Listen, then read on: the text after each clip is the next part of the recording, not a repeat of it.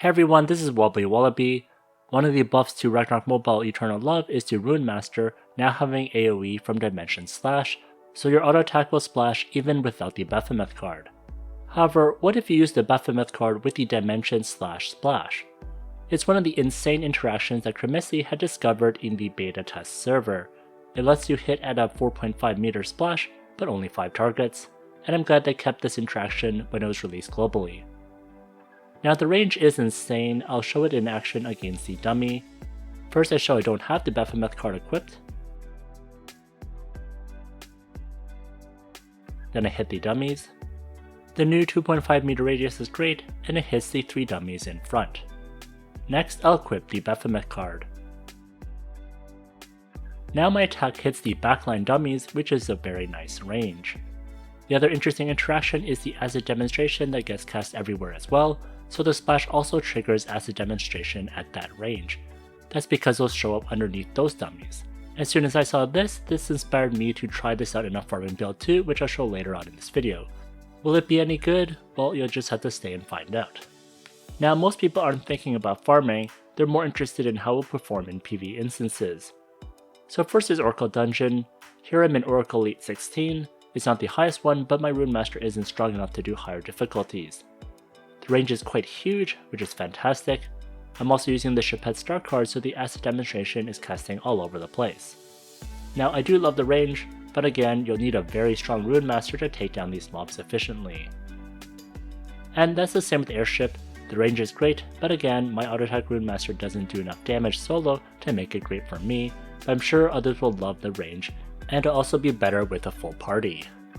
So when there's mobs, you still want to keep the Baphomet Card since I think the splash is very useful.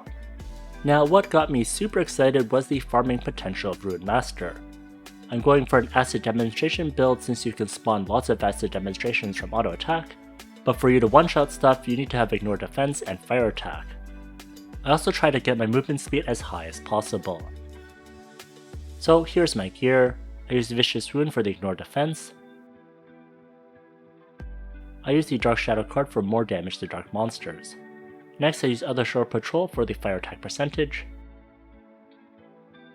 And for card I use Leader's Demeanor card for more physical damage increase.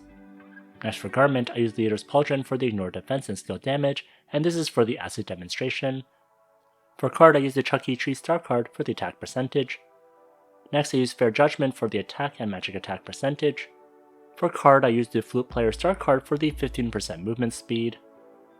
Next for my first accessory I use the Heart of Molten Fire for the fire attack percentage. This will help with your acid demonstration damage.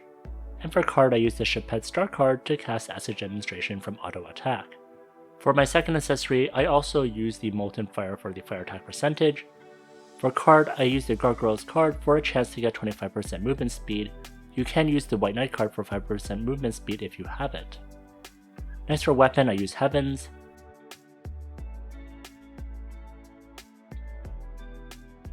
For a card I use Baphomet card for the Insane Splash, and I use the Chapet card to cast acid demonstration.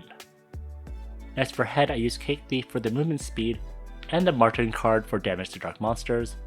For face I use Illusory Light Mirror.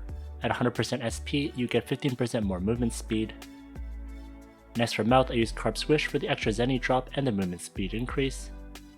Next for back I use One Eye Captain for the SP recovery and 30% movement speed increase.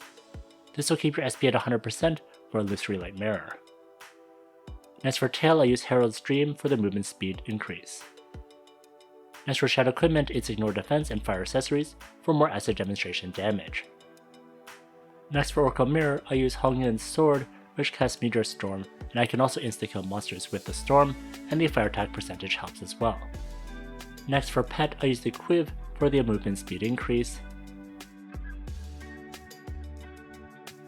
I also use the movement speed foods for 21% at 6 stacks. And for arcane runes I use the Frenzied Rune for the movement speed.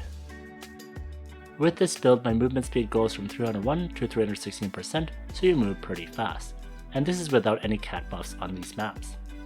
And with this setup, when I go offline farming, my report shows I can go anywhere from 120 kills per minute up to 140 kills per minute, but unfortunately that isn't enough.